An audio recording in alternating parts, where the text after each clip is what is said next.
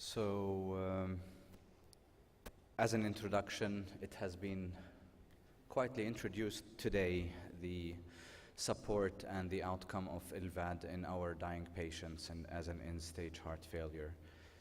It's utilized as a bridge to transplant, bridge to recovery, and bridge to destination.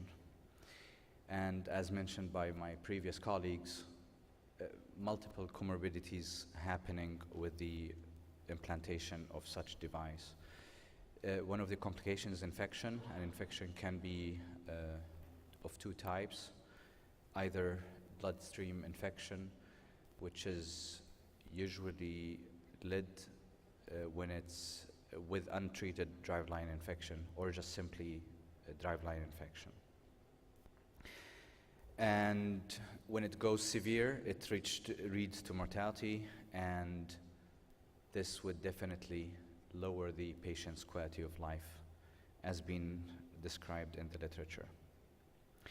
So, starting with a driveline infection, majority occurs at the exit site.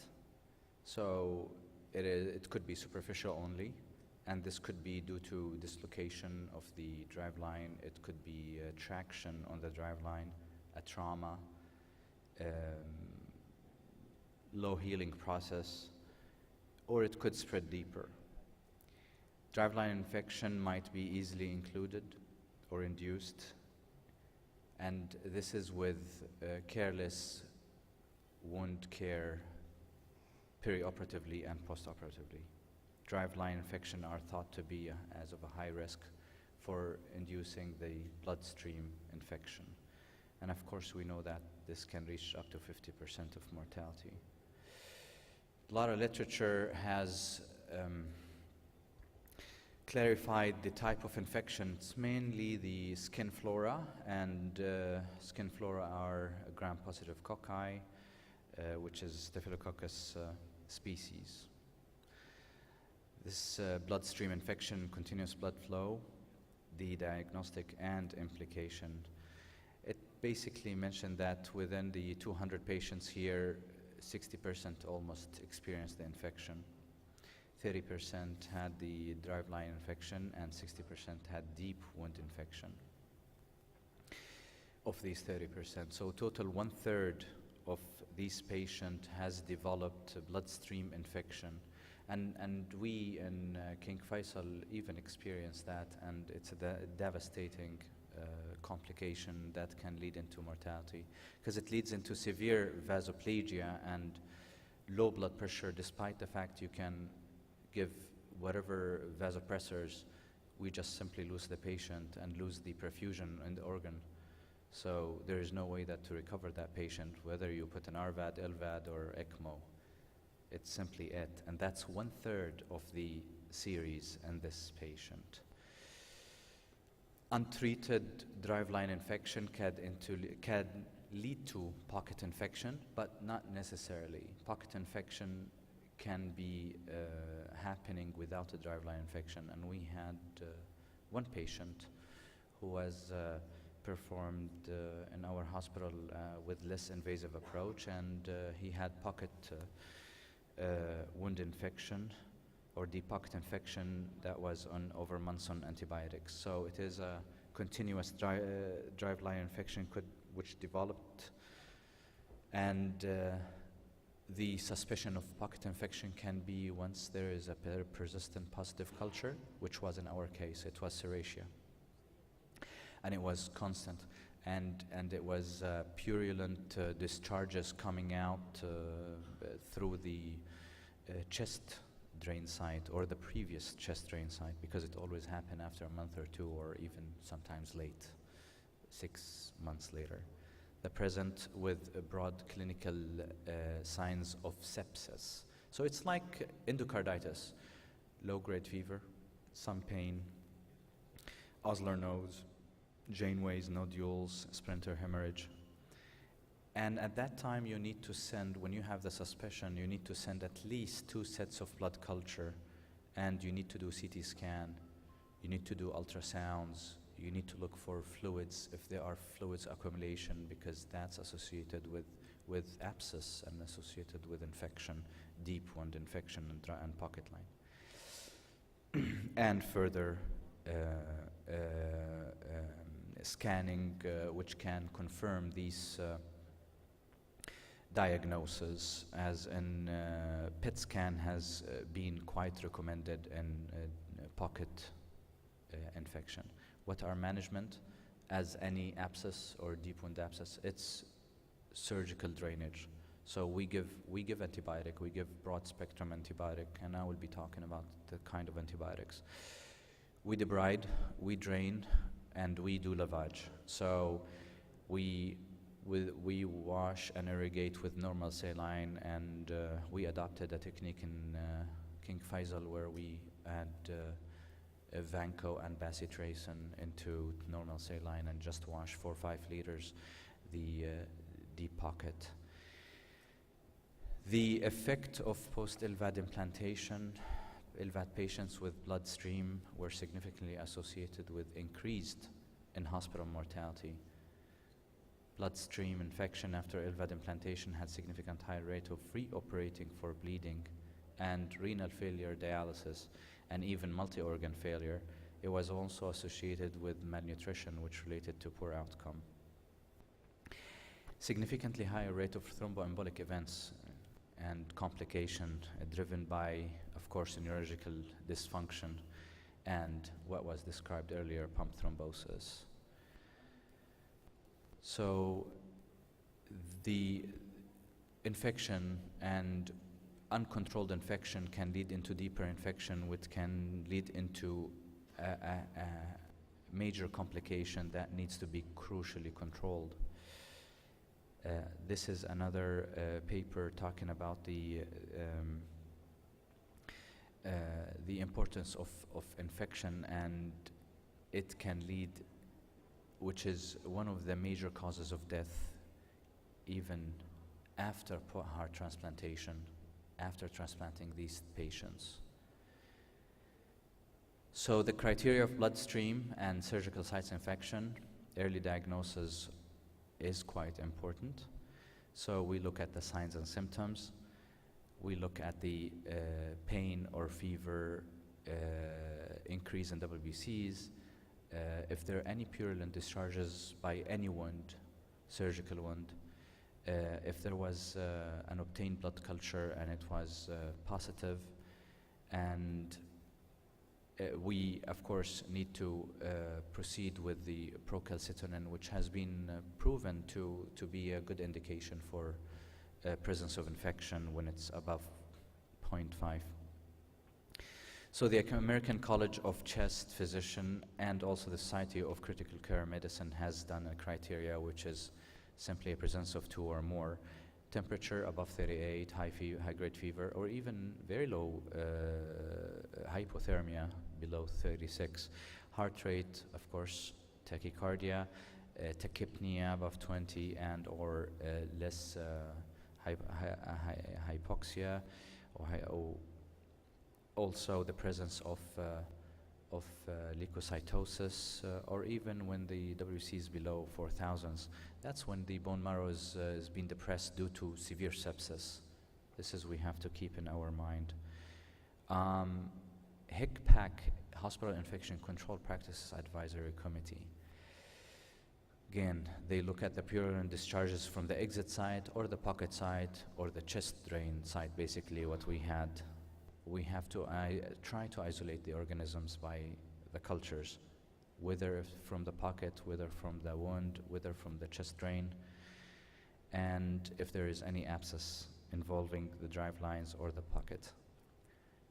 What antibiotics prophylaxis should we do? So certain hospitals adopt certain antibiotics. This has been prescribed in the literature where the protocol is to include teicoplanin 2 days before and then 1 hour before incision, and then inducing duripiminum, which is a broad spectrum antibiotic, and it's mainly for skin flora antibiotics, which is gram-positive cocci. And we continue to redose these antibiotics throughout the hospitalization. Basically day 5 usually we stop when there is a proper healing of the skin wound. And for a better, to realize if there are any hints or starting infection, we have to continue routinely culture the wound once a week. We have to follow with the vital signs and if there is any fever or low-grade fever. Biofilms. So we know as these normal flora or skin flora of gram-positive cocci, they form something called a biofilm, which is increased resistance to antibiotics, and which is cefazolin usually what we're using. And that slows the recovery from the Driveline. So better wound care will lead into abolishing this biofilms being formed by these bacteria. Also, the fact that we evolved a little bit of the Driveline, burying the velour of the Driveline and keeping the silicone outside has reduced the formation of biofilms on the Driveline. So wound care, careful sterile management. At every wound, at the exit side, at the chest drains, and at the surgical site itself. So placements of antimicrobial occlusive dressing, a dressing 2-3 times per day in the beginning, and then once daily until complete healing.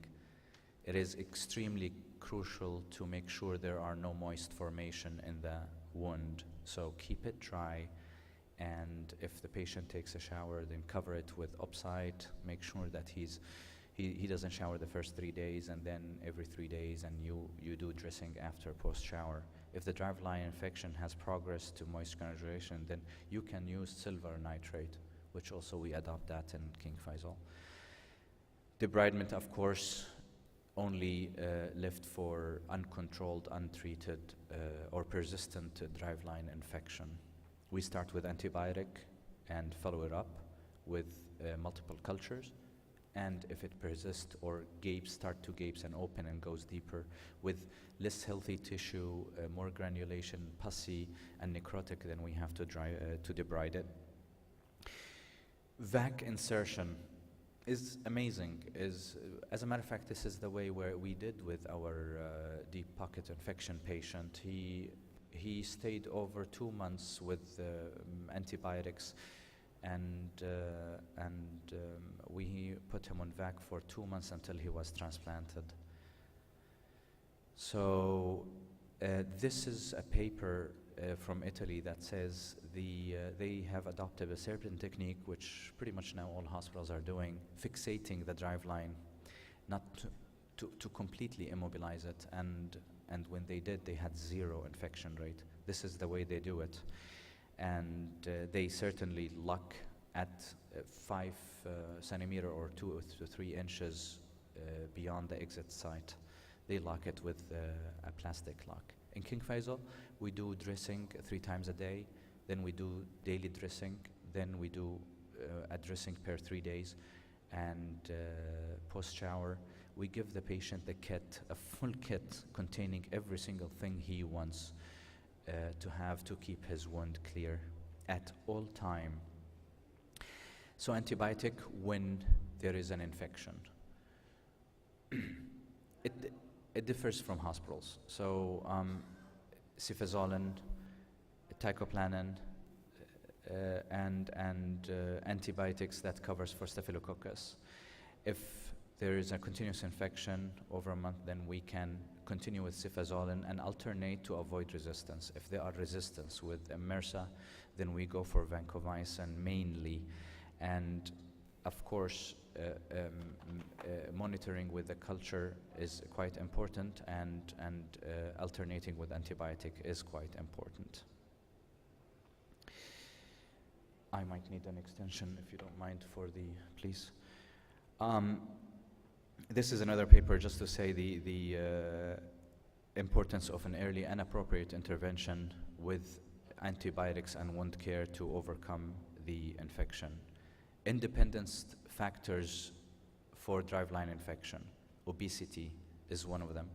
Obesity has formed above BMI of 30, has shown that increase in the infection rate is significant matter with patients who are below. Another one, which is The duration of support, so the longer the support, the higher chance of infection. Another independent factor which was found the young age. Another one which was the device type, because the types of driveline differs between thickness, which is the outer side diameter, and stiffness. So the smaller outer diameter and the lesser stiffer is the higher chance of free rate infection.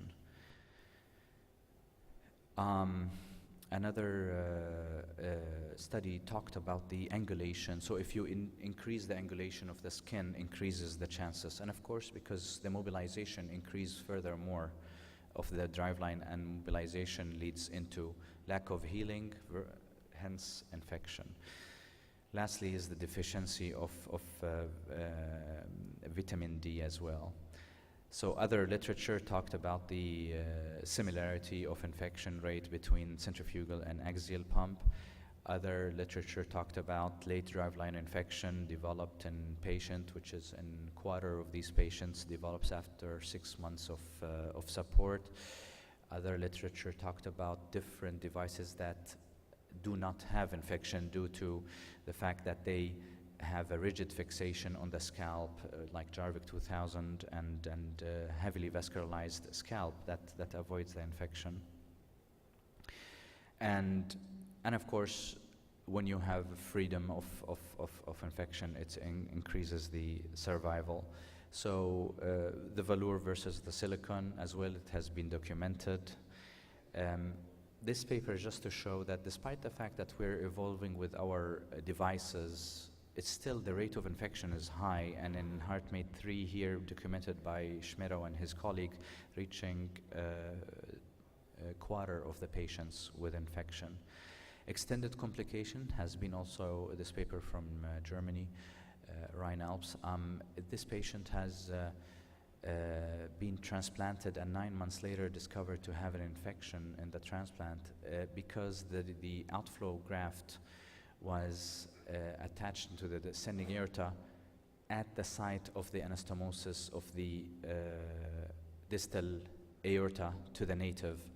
And that per se, the bacteria stayed there, cooked it, formed a pseudoaneurysm of the aorta, and of course, you know, with the threads that it didn't hold. So the patients or the surgeons went back again 9 months later and did a homograft implantation. So infection can really chase you. Our experience at King Faisal is, 1 minute, okay, thank you. I'm gonna wrap this up. Our experience, we had 3 patients, so it's less than 5%.